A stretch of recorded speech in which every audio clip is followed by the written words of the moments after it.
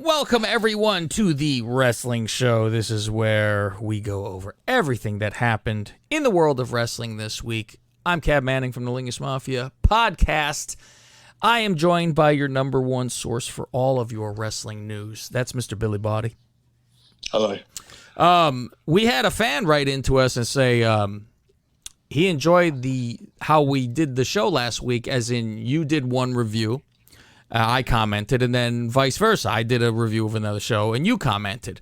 So I think that's kind of what we're going to do. And I wake up now to see that Billy has done all the Smackdown notes because he goes, I'm going to do the good show. Fuck this shit. I'm going to deal with shitty fucking Raw, which is great because then I have just Smackdown in the background, and, Billy could tell me a story. That's what I like. See, the background behind that is that largely down to the pandemic. A lot of kids have fallen behind in school. Now, Austin was ahead at school. He was working at something, because you know how, everything is social justice now. Sure. And everything's oversensitive. So they got rid of A, B, C, and D. So kids didn't know they were a D or whatever. Really? Yeah. Now their feelings will be hurt by their grades? Right. Yeah. Why couldn't have I had that back in the day? Shit. Or the parents would be or something. So, I mean, obviously they come back at a certain point, but they're not enforced at this age. So he's 10. So you don't really see these A's and B's or whatever. But what you see is EL, which is expected level, and then which is the middle, right? Expected level. Sure, that's a C. The worst one is WT or something, which basically means working towards expected level. So that's a D. And then the top one is GD. Well, I definitely know that one's correct because that's what we used to see. We used to see all these GDs. So there was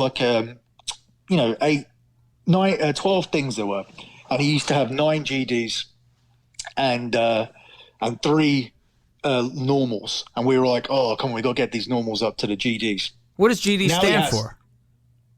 Greater depth. Oh, okay. Yeah, so you got 3: greater depth, expected level, and working towards expected level, which is means we're behind. So he's lost a lot of GDs. He only has them in maths. He's lost all of them in English. So it's so the feedback is that he hates to write. He hates to do it. He can read really well. He reads at the highest possible level. He can't be any higher. There's no words that trouble him anymore. So, he's reading a 16-year-old would stuff a 16-year-old would read. Or and he can speak as well, but he fucking hates to write. He will not add description, and he basically likes to get to the point without really expanding on anything that you're supposed to be a lot more descriptive. Sentence, yeah. In order to be greater depth, you have to be able to explain things or make your work interesting or whatever. His writing is not interesting because he doesn't give a fuck. He just wants to do the bare minimum for English. So I've been trying to get him to write about Raw and SmackDown, which was my idea. Plus the ultimate punishment. Could have picked movies or something, but we ended up with this. I didn't realize it was going to get this bad when this idea came about. But I noticed that he's sitting there, and it's always what happened? What was the important thing that happened on Raw? What was the important? I was like, did you not make notes again? It's no, I didn't. He starts by making the notes, and then he stops. He can't even do the notes. So I've been sitting there. Can't blame him. And sitting next to him, and I've been doing the note taking and showing him how you do the notes, and then you take the notes and then you turn them into you delete what you don't think is important, and then you turn what the other parts are into paragraphs. So if you look at last week's Austin report, which was done from my notes, what this little fucking shitbag did is he deleted some parts of it and then just left my sentences in there, and I can read my own stuff. There was I can't remember what it was, but there was a couple of words in there that I had used that he would never know. I said, "What does this mean? What does this word mean?" He's like, "I have no idea." So what he did is that he just decided to he did the deleting part, but he didn't rewrite anything. And also, like, the way I ask him to write, it's like, okay, so if you talk about when you write this article, because it's a summary, you start with importance of what happened. So if you talk about Roman, you go, the show opened with Roman, the show closed with Roman, and then I always say, use this sentence where you say elsewhere on the show and a comma, and then you start to write about a couple of other bits. I said, that's like the structure of this article, which I taught him. This didn't have that structure. It was all in order. It was like we had the main event, and then in the middle of the show we had this. Sorry, we had the opening, and then in the middle of the show we had this, and then at the end we had this. He even wrote like something about the retro, like he remembered it because he was alive then, which is how I wrote it. So yeah, so we had all that, but that's why the notes look like that, because they're supposed to be like efficient enough for, you know, a student to turn them into a proper piece of writing afterwards. But that's not come to fruition yet. So we'll try again this week, where I'll sit there and now have to show him how to use the notes. But it's a fucking process. Like, I'm watching the show, I'm fucking taking notes. I hate the show. I'm like, then I have to like pass the notes over to him, sit with him. I hate like fucking getting the writing done with him because he's got an attitude. And then I have to use the notes and talk about it here as well. So like these notes and this show is fucking hitting me like 3 times a week now. Well, you're gonna read the notes that you wrote for Smackdown. And you're gonna tell me a story, because I kind of didn't like look at your notes, because I like to hear it from you firsthand. I like to be a surprise. Yeah, because this is better actually doing a show like this, because when one does the notes and the other adds on because you watch Raw when it happens, and then I watch it like the next morning because I don't stay up anymore. So then what happens is that I try to add to your notes, but then I see the result of the next segment. Obviously, it's not ruining my life like it would have done years ago. Like it would have done in the air. Be like, oh, fucking, you know, this guy's come over from WCW. No, it's like, that would have been and then guess who showed up? You'd be like, motherfucker. Yeah. I used to have that when I would go on Instagram before I watch a show, and I go, motherfucker, you know, and now it's like, who cares? But do you remember like, who's the higher power? Like, is Jake the Snake Roberts coming back? And, or who's going to be this guy or that guy or whatever? I even saw like, this was the first time, and I'd already started gambling through like some of my dad's squash friends, even though I was like I was doing it while I was at college and high school. But I actually saw some betting odds on wrestling in 1999 on this website. And they had Jake the Snake as the favorite to be the higher power. Oh, no shit. We could only have wished. I still think he should have been the guy behind Wyatt. Like, he'd have been in the rocking chair, you know, with his back turned toward him, and Wyatt was talking to him the whole time, and he was the one that was conducting the Wyatt family, because he's a fucking creepo, you know. But that's them. They fuck it up. But anyway, start off with SmackDown. What happened? It was a retro SmackDown. Should have been Russo. It was I'm me, the higher bro. power, bro. Who do you think writes this shit, bro? Oh, shit. All right, go ahead. Yeah, so I want to just make sure I'm on the right Yeah, it's the very thing first. here. First. Because I got two. Okay, no, so I'm on Austin's article. Yeah. Which says, we need the one where it says Cav, don't delete. Yeah, that's right. That's right above it, and then you start your SmackDown. I was like, okay, I'm not going to delete anything. Yeah, because he was like looking at last week's SmackDown. Okay. So the show opens up with this retro music. Retro opening. The old WWF. Did they use What the World Was Watching? I think they did. I think it was, but it was a different music than the 90s What the World Is Watching. It was more the 80s one, I believe. Yeah, it was like a mash up. Yeah. I thought so, yeah. And I thought this was good, because like anything where it's like where they capitalize on why you still watch this is always good. They show a clip from the first SmackDown, which is they call it the first SmackDown. No, it's HBK helping Triple H and The Rock. But a lot of people don't know that it's not the first SmackDown. There was a SmackDown in April, which was a one-off, I think, and then they turned it into a show. Or was it May? I don't know, but there was a one-off SmackDown that happened at one point before this. And then it becomes a permanent show, which is one of the reasons why Russo ended up leaving, which we'll talk about at some point on Podcast and Uphold. Roman comes out to talk, and Heyman's really good here. I didn't think he was great last week, but then he does the 10-bell salute. Did you see where he popped Roman? No, I didn't notice. Which part did it? The 10-bell salute, where he goes, "We don't need you, timekeeper. We're going to do this. We can take care of this ourselves." And he starts going, ding, ding, and then Roman actually starts bursting out laughing, and he's trying to like keep it in. I actually thought that it may I thought it made him look like more of a heel. I don't think it was a bad mistake, or like I don't think it was a case of where you looked at it and go, "Oh shit!" Like he popped broke him. character.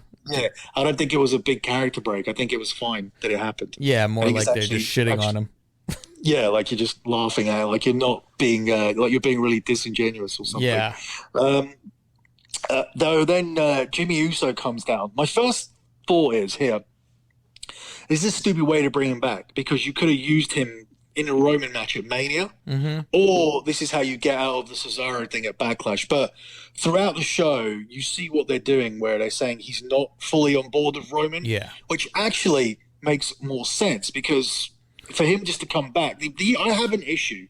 I have an issue with the hug and the high five, right? Because it does make a bit more sense that he's skeptical to come back, because they do address the I Quit match and everything. They get this right in the end, like with Roman. They get this right.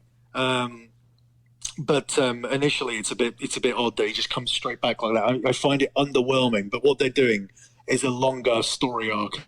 Yeah, we would have eventually he'll go. We would have complained for sure if they just came back and he was with him. We would have said, did we forget that he fucking was, telling his brother not to be a puss and protecting him and this and that. So yeah, they did right finally.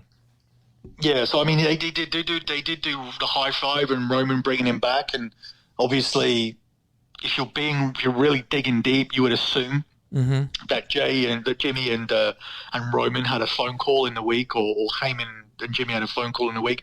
But it's best not to look into it too deep, because it all starts spoiling this for you, and it's the only thing they're doing right. And I can't enjoy that much really on these shows. So yeah, this is fine. So the issues with Jimmy begin immediately, because he messes up in the Rollins and Cesaro match. This match, we knew it was going to be on the show, and they get out of the way early, and we knew Cesaro was going to win.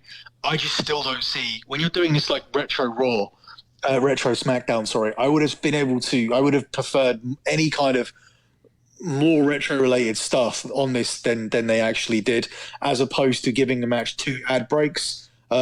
It's obvious it was going to be that way, because it's Rollins and Cesaro, and they're going to do the whole wrestling match thing. But we just saw it at Mania, and then also in the end, it has like a screwy finish anyway, where Rollins is telling these two guys not to interfere, and then Jimmy ends up kicking him in the face, and yeah, so that ends up being how Cesaro wins with a neutralizer. Teddy Long is shoehorned in here at some point for the retro stuff, and he declares that if Cesaro wins, he gets a title shot, which really does ruin the result. If anybody had any doubt that Rollins was going to get it to 1-1 and then lose again next week. But, I mean, they're going on with this match. It's going to only really be getting announced here, and then you get another week of it. I think at Backlash, I think this has to be a non-finish with them keeping this going. So I think this has got a little bit more legs in it. And I don't think there's anyone coming up on the horizon that Roman can really face. So I was right off the bat disappointed that the set was not the old SmackDown set. Is it that difficult to? I think they really suffer from laziness. They go, okay, we'll superimpose the fist. Come on, fucking bring it there, and have the fucking the tunnel looking entrance. Is it that difficult? Maybe they don't have it. They do. We've seen that shit in their fucking warehouse where they're like, look, the fist. So, bullshit. Yeah, it might be more cost-cutting from the company that have made more money than... Yeah, they're lazy. It's like no new sets for anything other than WrestleMania. It's fucking laziness. I used to really look forward to every pay-per-view a different set. I would actually like be like, oh, I can't wait to see what they do with the set. And it's like, you're fucking lazy. So, up next, Beauty and the Beast match. It's Carmella, Ruby Riott. Carmella's looking ridiculous here. Like, I really do think that Lingus tournament was just timed out badly for her. I think she could have done so much better. I'd vote for her now. Like, I think I would let her win all the matches. Jeez. I mean, she look all right. I mean, her body is fucking fantastic. But, I don't know. There's a lot to be said about looking like an Afghan. Yeah, but I don't think she really does that much. I mean, it's noticeable, but I don't know. I think she's pretty. I don't think she's an ugly girl at all. I think when you look, there was another video that she put out on Instagram that, after this match, and I watched that and I was like, Jesus Christ! Like, I mean, obviously, if you do the competition now, Eva Marie wins. Yeah, it's going to be very interesting next year. However, like I said on Twitter, I said she suffers from Lana syndrome. I don't think so. Lana with that fucking, it's her fucking face. Like, I want to punch her in the fucking face. Like, whenever I see her on Instagram and she's all like doing these TikTok bullshit dancing. Yeah, with her like eyes wide open and a fucking with the mouth. Smile and yeah. I can't fucking stand her. She's unbearable. But yeah, you wish horrible things for her. Yeah, I know. I don't think even Marie's going to be like that. I think the bitchiness. I think if she's like a bitchy, or if she's kind of playing up to being a Bella and she's being a bit pretentious. Mm-hmm. Lana is a heel. I could cope with that. Lana is a Russian manager. Like, I had no issue with that. It's like now I've got to know her real personality. Yeah. Press play on what I sent you on your phone. Let me see. Well, you're attached through my phone, so it might not play. Let's see. It probably will, and I could hear it. Hold on. Let's see. You don't need to hear it. Oh, okay. Hotter than hell, sweeter than honey. Hotter than hell, sweeter. Yeah. I've played it myself, actually. By accident. Money. Yeah. Yeah, that's all right. Yeah. See what I mean? Yeah, I do. Yeah, she got it's those new titties. That helps a great deal. I didn't even realize that she had new ones because I think the old ones were big enough anyway. Yeah, these are big and separated too. They're not like, they don't look soft. They look hard and stuck on her. And this wasn't even this isn't on her Instagram now. This is one of those like stories. So yeah, I can't believe she hasn't put them. But I like took a quick screen video of it. So yeah, it's her in that green outfit. Yeah. Yeah, she's worthy of a lot of stuff. She was worthy of winning. But I think it'd be a lot more interesting. I think if it waited just a couple of months and seeing what happened. Maybe we do one here for the Dirty Sheets or something. Mm-hmm. With our name of this podcast, we could call it. We could definitely find a good name for it.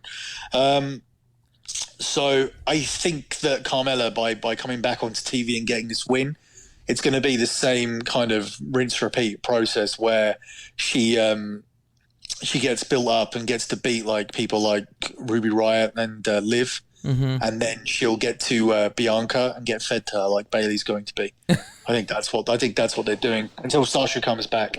I think Bianca just runs through these people till SummerSlam, and then Carmella inevitably ends up back on Raw with her boyfriend. So they're so nice. This company, they know how to treat everybody. And they want all the couples to be back together. They're a family company. I laughed listening to the new Jeff Jarrett show this week, which actually makes me like Jeff Jarrett. And Conrad says, he goes, WWE's known like as a family company, family first, except for when they told Russo to get a nanny. I fucking died. Who said that, Jeff Jarrett? No, Conrad said that. He goes, other than them telling Russo he needs to get a nanny, they're family first. There was a lot of Russo talk on that first episode. It starts the show. All right, I might listen to that. Yeah. So we got some questions in for Vince. Before we get to Bayley, Seth confronts Roman in the back about his cousins and says he'll deal with them if Roman doesn't. Roman subsequently cuts a promo on Jimmy after Jimmy tells him that he's not going to be his bitch like Jay. For me, this is good because what's going to happen here, like we're saying, people are being fed to Bianca. It's still fine. I don't like Bianca Belair, but I do like the fact that heels get wins and then they get title shots. That works for me. But what's even better here is all the Roman stuff is being set up like months ahead, be it on Talking Smack or whatever. The next feuds are all being set up. So even if you don't want to do them, like Nakamura was a feud that got cancelled, and Cesaro was a feud that got postponed, obviously, till now. But this is obviously setting up Seth and Roman for a few months down the line. Now, he's just lost to Cesaro.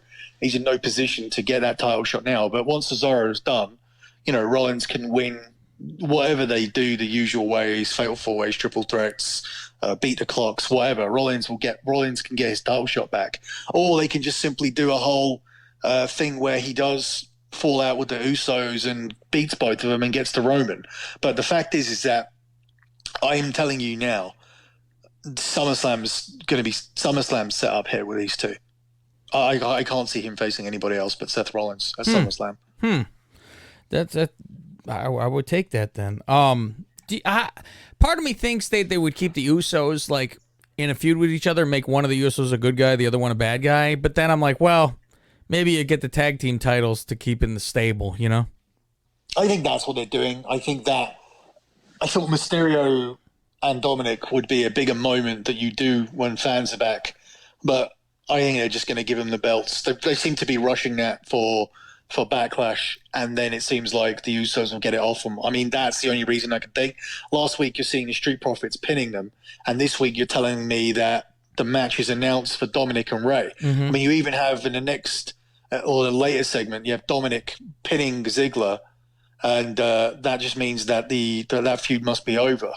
So yeah, I mean, prior to this Dominic Ziggler, the show like falls off kind of when you get Dominic Ziggler, and then you get Tamina beating Reggie via DQ. Reggie's usually good, but you can't even make Tamina look good. So before these two segments where the show does get bad, you do the Bayley bit, and she is doing throwback stuff because she's trashing all the old champions and saying she's better than them all. Weird choice of champions, by the way, some of these. Bianca comes out, and I think you can really see her fucking thunder fights in this segment. I'm sitting here trying to wonder, what does she wrestle in? Because for some reason, I can't remember why I've not seen these before. That's because she wrestles in long trunks, right? Yeah, tights, spandex. Yeah. So you can't really see it, but she's got fucking humongous thighs. Yeah, she got big ass and legs. I mean, she's Mexican. No tits. What do you mean no tits? Those are low-key big tits. I beg you to look again. She has big tits. Have a look. I want you. I'm gonna have to send you some pictures or something because she hides those fucking things. She got big titties. No tits. She's got completely flat chest. No way. She's got implants. Bianca Belair. No. I'm talking Bayley. Oh, I'm not talking about Bayley. I thought we were talking about Bayley with the thick thighs and big ass. Oh no! I'm talking about Bianca's fat thighs. Okay.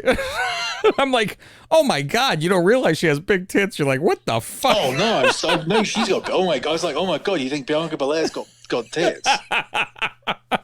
Okay, I completely agree with you now. Then, yeah. Well, right. and black ass. I mean, black ass. That's an ass. Who are you talking about now? About black ass.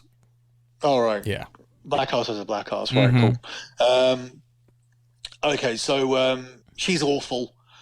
She's using all the WWE written dialogue here, all the cliche shit, living my best life and all this kind of shit that I can see Lana saying on Instagram. So I fucking hate her again here. Bayley just laughs at her and then she proceeds to kick the shit out of her. So she's getting some heat on her before she loses at WrestleMania Backlash. We've done the next two segments where I say they like fall off a cliff. We then get to like a 10-man tag that Teddy Long set up earlier in the night when Sami Zayn asked for an Intercontinental title shot. Old school backstage promos for the 10-man tag. I feel sorry for Owens and Nakamura even being in this. They lose me at this point. I practically ignore it. I'm like completely golfing in the golf simulator while the TV is on. But I tell you, I want you to remember. I want you to remember all this booking of Nakamura, even the fact that he takes a pin in this match when he's just being built up in 2 weeks. Like, you know, not in 2 weeks, but when they take like 2 weeks all of a sudden to build him up for a Roman match. Sure. They want you to forget about all of this. So, as I said, heels win this with Corbin pinning Nakamura.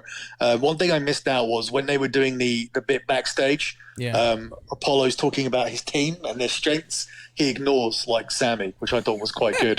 But this is really the only retro thing we get. It's like, it's weird because they've decided that teams being together like they would be at the old 10-man tag Survivor Series is. This is suddenly an old school thing. This is a retro thing. It's like, teams wouldn't stand together anymore and talk like that. That's old. Like, I mean, the only thing retro in this show is the logo, and the music, and the fucking outfits the commentators wear. There is nothing else other than bringing Teddy Long back to say a fucking word. Yeah, you could have brought a couple of other people back. But, I mean, if this was obviously requested by Fox because it needed to coincide with the NASCAR thing, then you can understand why they just didn't really bother.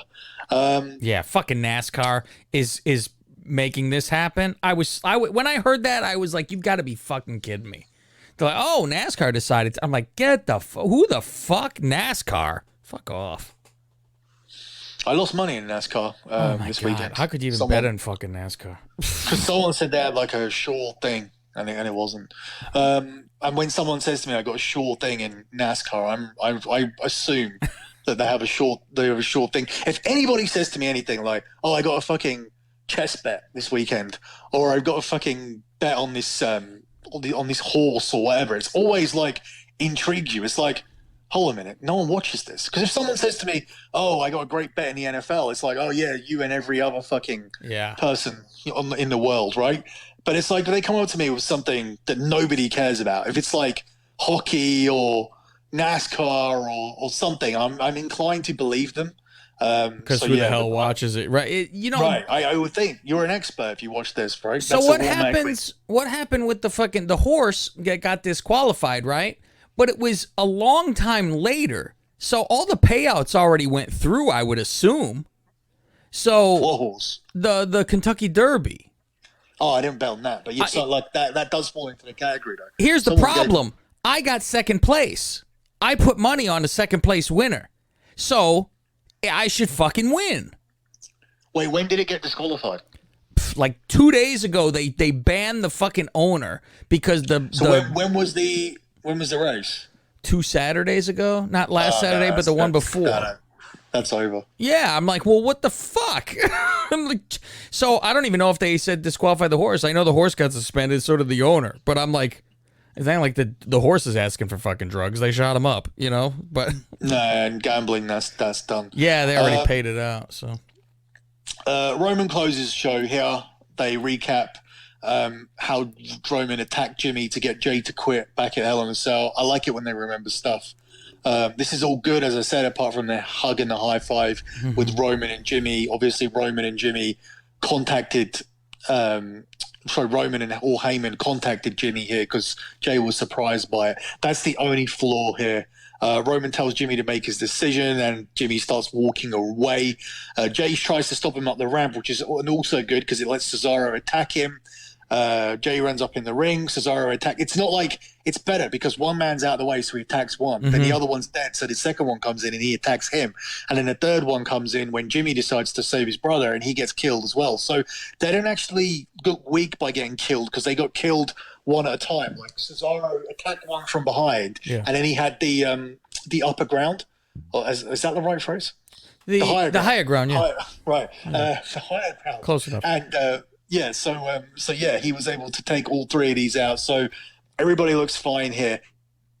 overall, it's not a great show. I like the Roman stuff, the retro stuff. Don't think Rollins and Cesaro needs to go 2 segments through 2 ad breaks, but we're used to that. I'm good with everything else. Like Bailey is fine. The Bianca stuff, you need to build that match.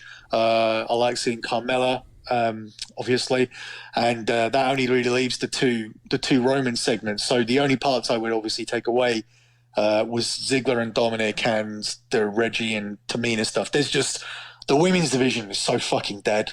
It's so dead. Like, we'll talk about it more when we run through Raw, but it's so dead. And again, like, SmackDown's obviously easier to watch, but if we had 2 90-minute shows a week, I think I would, even in a Thunderdome, I still think I would like wrestling. I still think I would be okay with wrestling. If I sat through 90 minutes on Monday and 90 minutes on Friday, and it was, even if it was in the Thunderdome, because 90 minutes for a crowd, I actually think this product would be good. Like, you can cut out some of this stuff.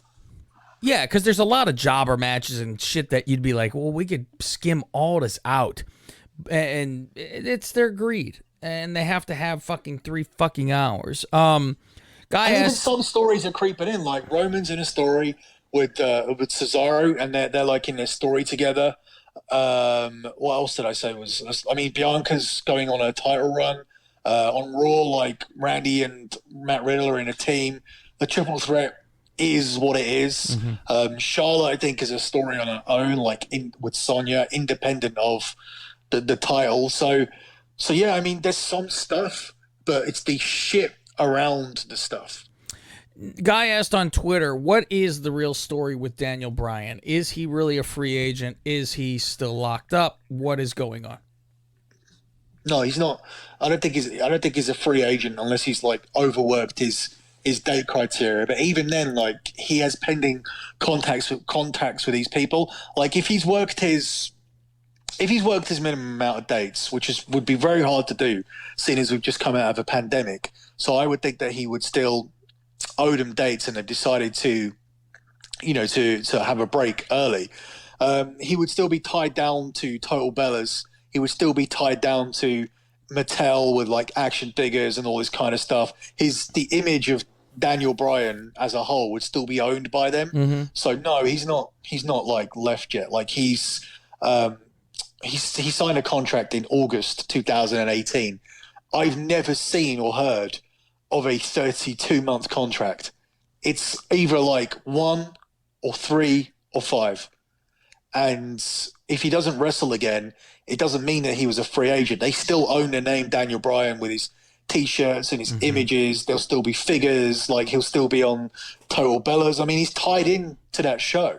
Yeah. And I don't think like the interest for him to wrestle with this Jap or that Jap is that big. Like, you can go, oh, he wants to go and fucking work with the Young Bucks and jump around and do that flippy dippy shit. I don't think he cares. I think it was like he just wanted to wrestle more because he was in a high position in the company, and there was guys. I mean, look, if you want to work with people, they brought in all the guys that you wanted to work with 5 years ago. 5 years ago, everybody was going, oh, I want to work with Tyler Black and AJ Styles and Nakamura. It's like they're all here. Yeah. And they're all like, nothing now.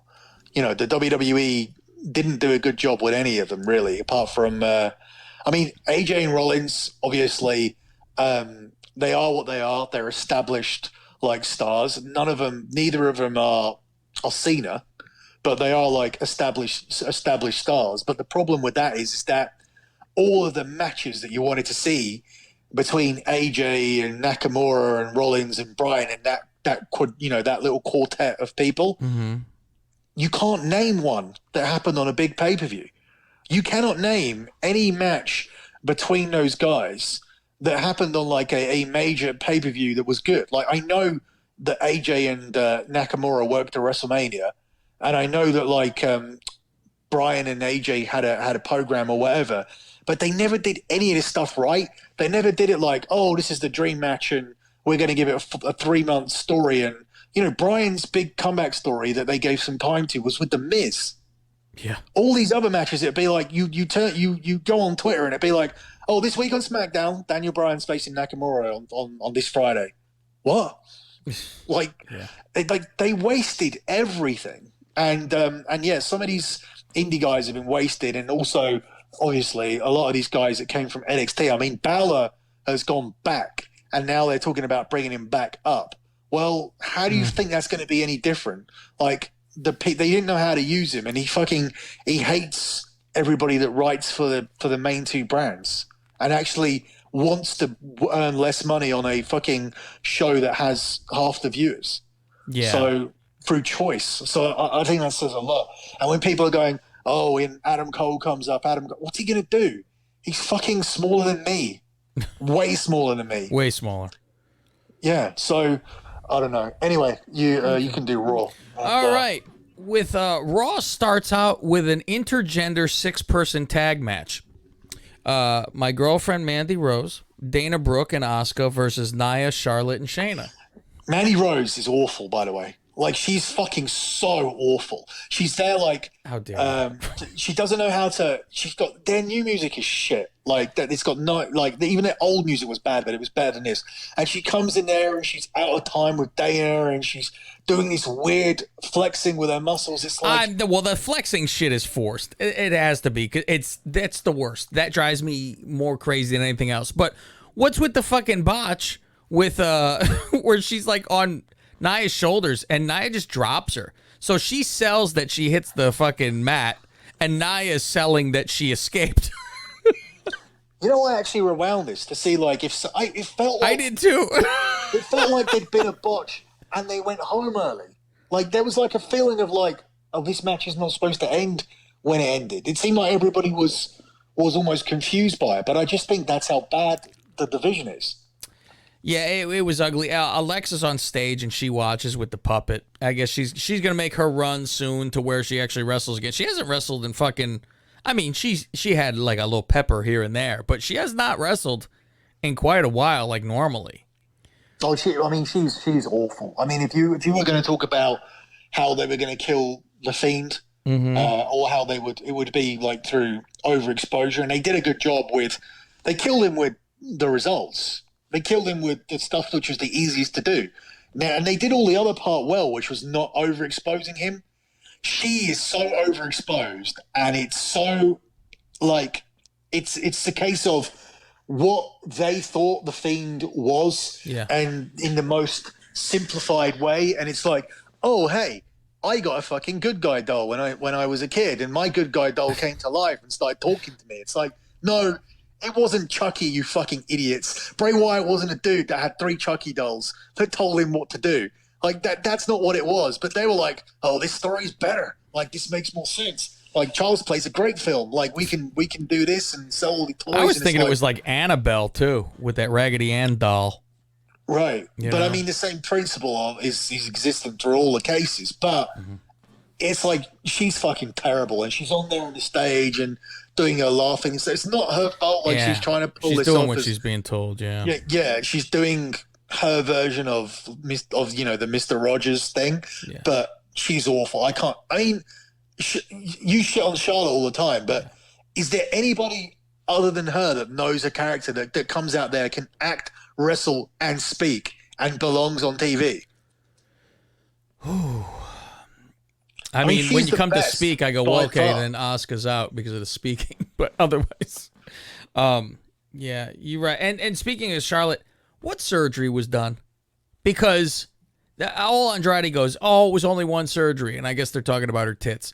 Her face looks completely different. She does not. Something's different, and I can't put my finger on it. Well, Botox and cheek fillers are not surgeries, so that could technically be, because if she's having her cheeks filled with the shit they fill them out with, and then she's having Botox, obviously, because she doesn't have a fucking wrinkle, and that doesn't count, and so neither does that collagen in your lips. So all of these things, I mean, I've been with these people. She's turning into China. Yeah, but the thing is that you say that, but then, like, when you see the picture they put up of her for Raw Talk, and she was in the middle of that picture, she looked fucking amazing. It didn't even look like her. It looked like someone. Obviously, this is the picture that you use for all the promo posters up, and I think this is why she likes her. They like her because she photographs amazingly well. when she like moves around a bit, like you can see that there's been a lot of work done, and then there's a little bit. I mean, it's down to preferences whether you like girls with abs and biceps and triceps and shoulders, and that's subjective. But I mean, facially, like she photographs well, like that. I mean, I don't know if you know the picture I'm talking about, the one they use for Raw Talk. I think so. I mean, I was looking at some picture they put up, trying to figure shit out. She has like a hair behind her ear, is it? And the other side's all down? Or is that a newer one? No, I'll dig it up. You do the show, I'll dig up the phone. Okay, Riddle finds his own kind in the back. And by that, I mean retards. The New Day. So they do their whole fucking retarded bit, high bit, whatever the hell you want to call it. Jinder's back, and he's back with two towel heads. Apparently, they keep now they're bringing over those Crown Jewel people. I guess they're like, fuck this, get me out of India because the plague is so strong. Well, these guys are on NXT. This is Indu Share from NXT. Because I'm like, I remember the guys from Crown Jewel, where I was like, oh, this guy's got a gut on him, and he's tall. That one, and you couldn't tell, like, all of a sudden, they're bad guys or good guys. There's no reason for either. So it's Jinder versus Hardy. Poor Hardy. Jinder wins, and the towelheads stand and watch. Now he's got his little crew with him. And I saw the internet people going like, oh, Jeff Hardy deserves better than this or whatever. It's like, well, who do you want him to beat then? Because they want everybody to be pushed. But then there's no one to, like, lose. So, like, you just want to go back to the fucking squash matches. Like, should Jeff Hardy be winning squash matches at 50 years old? I mean, because that's got to be how old he is. I don't know if he's 50.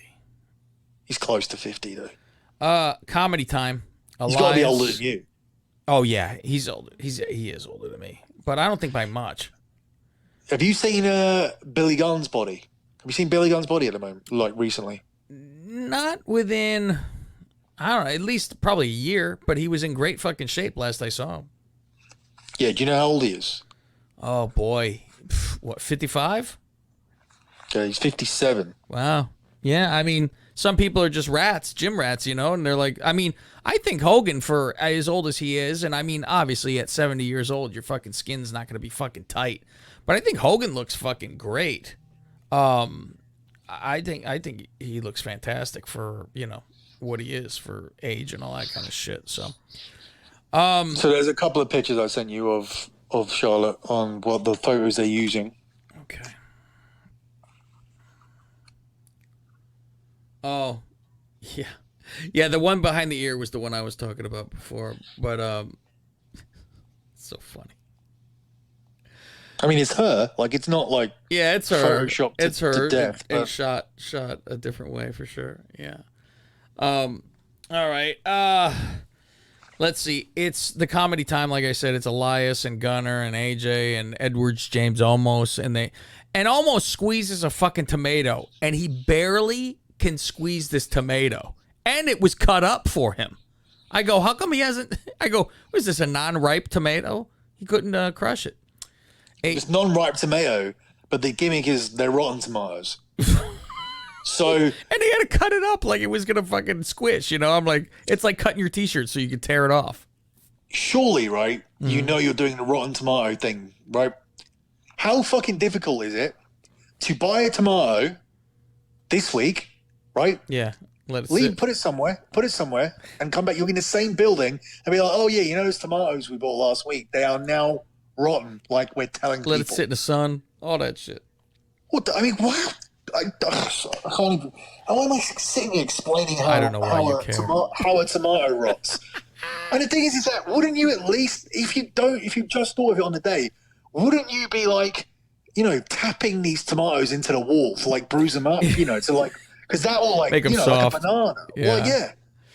I hate these fucking people are so stupid. Like, I hate having to like explain how basic shit is done. It's so lazy. It's so lazy. And it just stinks of like being written like really late. Yeah. You have to explain to them how to, get a rotten tomato, and I have to explain to you how to pronounce tomato. I try to like when you say tomato, like when you start saying it like that. Yeah. It's almost the instinct is to just echo off the person and keep saying it the same way. But then I realized that you don't say it right, so. Yeah, and you say potato, I'm sure, too, right? Potato. Yeah, you say potato at least. Yeah, but you guys don't even say the letter Z. You say Z, which is really wild. A to Z. Because Z is the sound of, like, when you go, like, when they teach kids the alphabet now, they changed ABC to abacada. Oh, my God. Oh, really? They pronounced the fucking letter. Wow. The sound, like, yeah, it's like phonetic.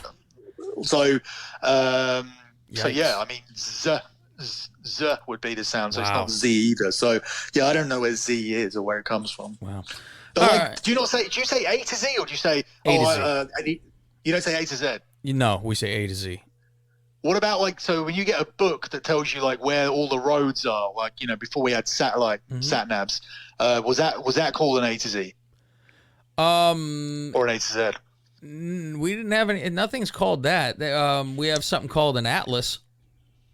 Atlas is the world, though, isn't it?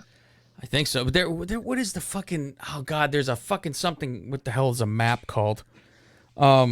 Jesus Christ, I'll never fucking remember what the hell a map is fucking called. But yeah, we just call it a map. Book of maps. Yeah, that makes sense. Yeah, it's a fucking map. All right. Team Tard with Randy versus Job Squad and AJ and Black and the Beanstalk. From the time Riddle got in the ring with his little flip-flop thing, I went upstairs, made a salad with all the fixins, came back downstairs, and Randy was then standing on the ropes. I was like, are you fucking kidding me? That's how long it took them to fucking get that going?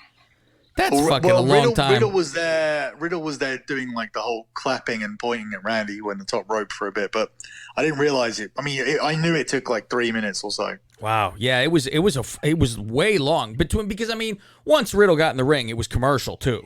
So, but I was upstairs taking my time. I was like, God damn, the match didn't start. There's only one more person in the ring. Jesus Christ. After the good guys win, Orton RKO's New Day. And it's funny because Riddle yells out, how are we going to have friends if you keep doing shit like this? Did he say shit? Yeah, he did. Totally caught it. He's like, you keep doing shit like this. That's good. Now there's an interview. Two dykes, a Jap, and a Jap walk into a bar. All I see is, Sonya and fucking Riley and fucking Asuka talking, and I don't even care. Humberto versus Sheamus. Humberto fucks himself up with a sunset flip outside the ring. First thing I think is he broke his coccyx. It's the first thing I thought.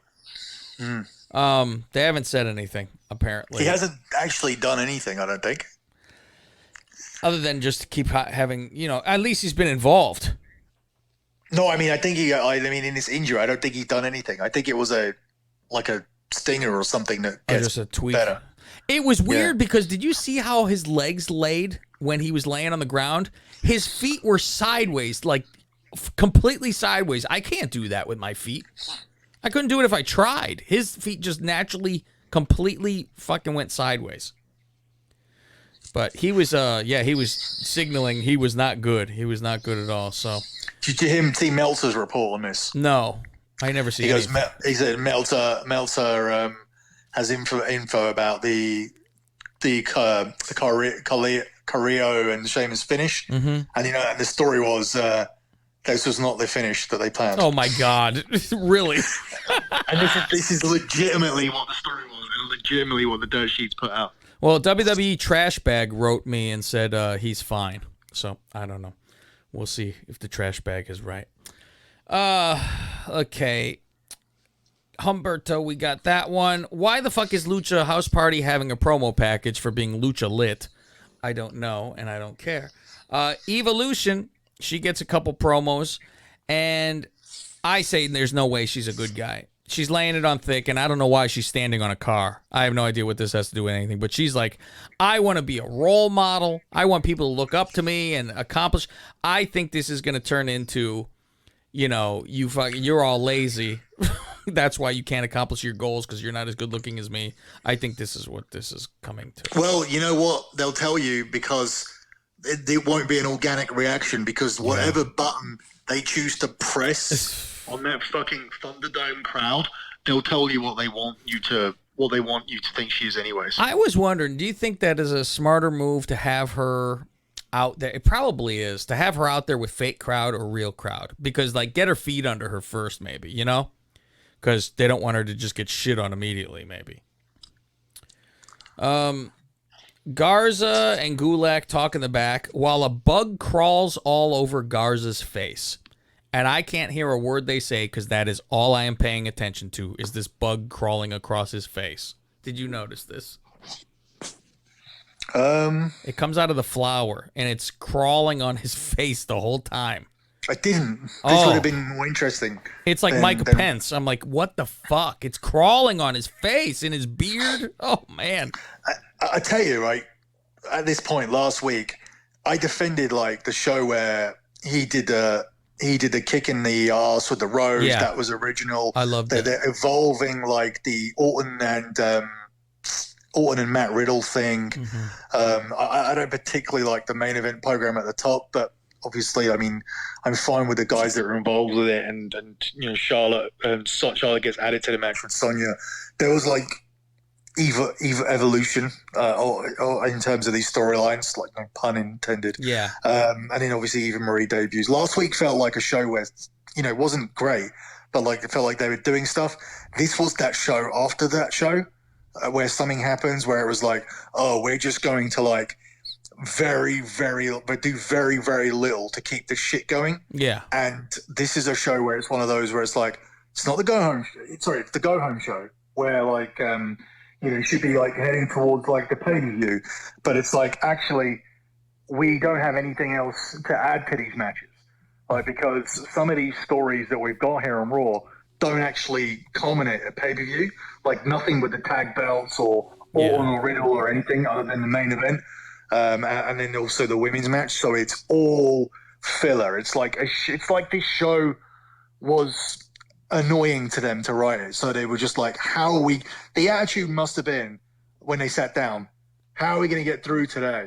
And it felt like it as well. It was like there was nothing to it at all. I was so bored and so fed up at this point. I actually fucking started listening to Russo watch this live. He does like a watch along. Oh, he does watch alongs. Well, he said he's paid to watch Raw because he doesn't watch Smackdown, and I told him, I'm like, that's the one you should watch because it's actually, you know, entertaining and interesting to watch. There's some good stuff on there. I'm like, you're fucked. You're watching the fucking worst, which probably is a better show because he's screaming about it. Do you think that we get Ripley versus Asuka?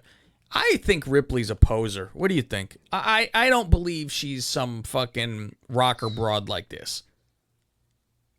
With this fucking lipstick and makeup and the hair. She came out like Charlotte in the beginning with the blonde hair and the outfits. I'm like, all of a sudden, she's some fucking goth rocker broad? I can't imagine. You really care about this, don't you? I do. It bothers me. You really like bothered by the authenticity of her, like, grunge background. Yes, when you're a fucking poser. I understand if you dress in character and then you're your normal self outside the fucking ring, but I think she carries this on outside as well. Where I'm like, get this fucking lipstick off. She's a good-looking girl if she doesn't do all this fucking nonsense. So you don't think she's a genuine like Hot Topic chick? I don't. Not in her. I think she's turned into the Undertaker, where I think Undertaker got so into his fucking character, he did become into that shit. He didn't have any tattoo. He started off with a tattoo. All of a sudden, he became death. So where'd this come from? So I think, yeah, she got a tattoo. I think she turned into this now. Charlotte comes down to watch, and she's in a full cat suit. She's a tall glass of unfiltered water. That's what she is. Billy's favorite girl. Priest versus Morrison. If Morrison wins, Miz gets to pick the stipulation for the match. However, he doesn't, and Priest wins. This is what I'm talking about. This kind of stuff, like this match again. Yeah, and yeah, it's so much of this is, and it's so long. It's like, okay, when you can time it and go, you know, put a stopwatch on or whatever, and it might be like 12, 14 minutes. You go, you know, 12, 14 minutes is not long. Like, that's not, you know, it's a shower. But it's like, it's fucking long. It's long when it's so much. It's like, you know, it's a shower, yeah. but it's not like 6 showers. Mm-hmm. You know, do you know what I mean? It's like, it's so much of it. It's like you could cut so much of it down. This show yesterday, I don't think I could get 90 minutes of good content out of it. I agree. It's they have to cut down a lot. I mean, Priest wins and he says he wants a lumberjack match so Miz doesn't run away. Fuck. And you know what I was happy about? I said, oh, look, Drew isn't on the show. I completely forgot that the main event was fucking Drew versus Bobby. And I go, good. Get Drew off TV for a little bit. A little too much. You know what I mean? It's sometimes you need to fucking miss somebody. But he gets a fucking title match. Why? God forbid they fucking don't have anyone touch each other for more than a week. Everyone has to. I mean, there's no build for, oh, I can't wait to get my hands on you. It's immediately. Braun shows up during this match and power slams everybody and through barricades and, you know, has to be the last guy standing. Bullshit. Whatever. Who cares? I'm really not thrilled or excited for this pay-per-view at all. I just they've done a really bad job with it. I mean, it's like weird because you could have done something where Braun was involved in this, right? Mm-hmm.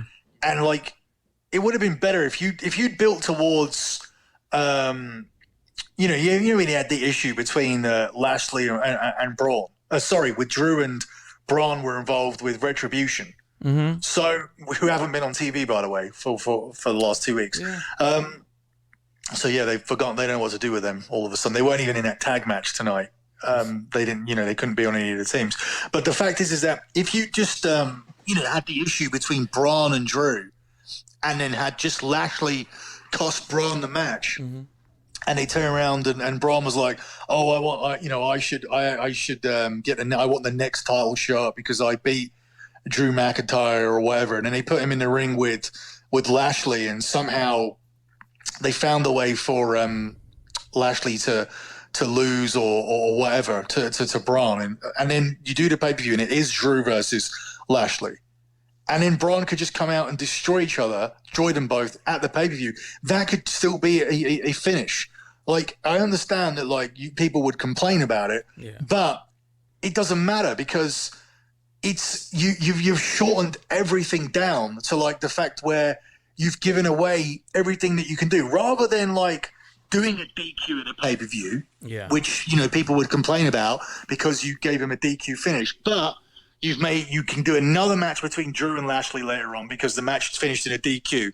You can do the triple threat match. You can get Drew's win back on Braun. You can get Lashley's win back on Braun.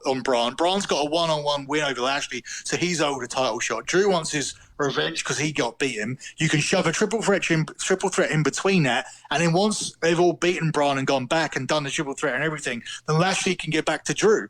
That's 4 months of story. Yeah. They did it in 3 weeks. They did what I could write in 4 months in 3 weeks. And that's why fucking I don't know if there is just now they go, well, people don't have attention spans. That's why people are on the phone, this and that.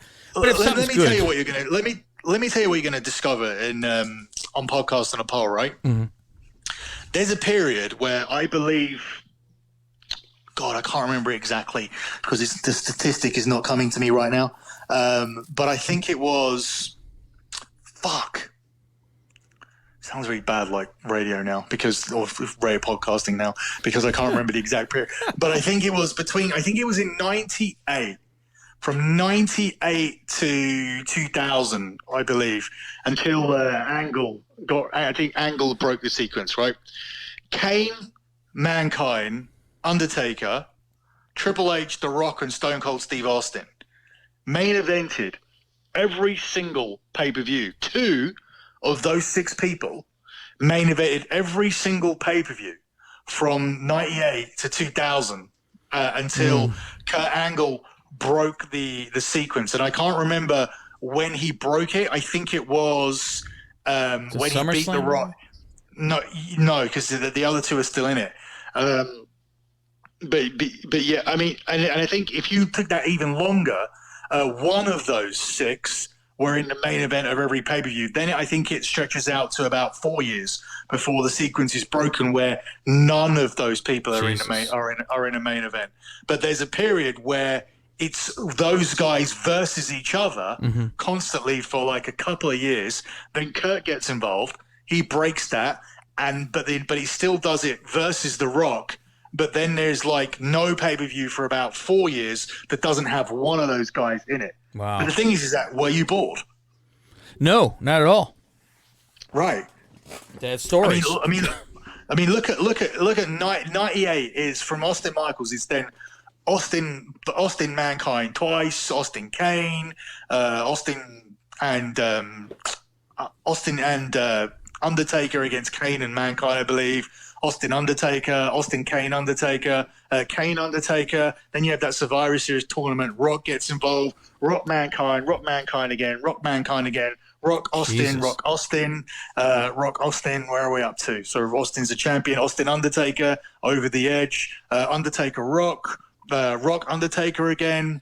Then you've got Rock Undertaker, Austin Undertaker again. Then you've got Austin Mankind Triple H. Then you got Triple H in a 6-pack challenge. That's me. I've gone from WrestleMania 14, and I've got you to the 99 Survivor Series. No Mercy's Triple H and Austin. So yeah, so Survivor Series 99, and even that is supposed to be Rock, Austin, and Triple H, but Big Show gets in unadvertised. Jesus, that's something. Shit. All right. Well, that is. I did that from memory, and I did that from Really? memory, and I can't. I'm not looking it up. Holy Christ! What? Yeah, I don't know if you should be ashamed or proud. What the fuck? That's fucking Rain Man shit.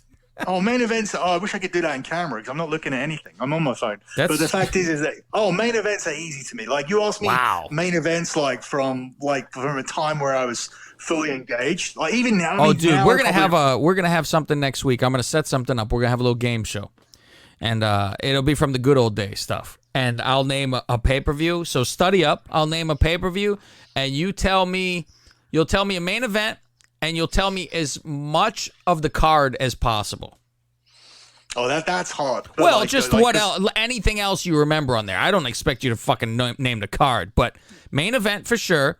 And try one now. Let me see if this will actually work as a segment. All right, let me look something up real quick. Okay, I'm gonna pick. Okay.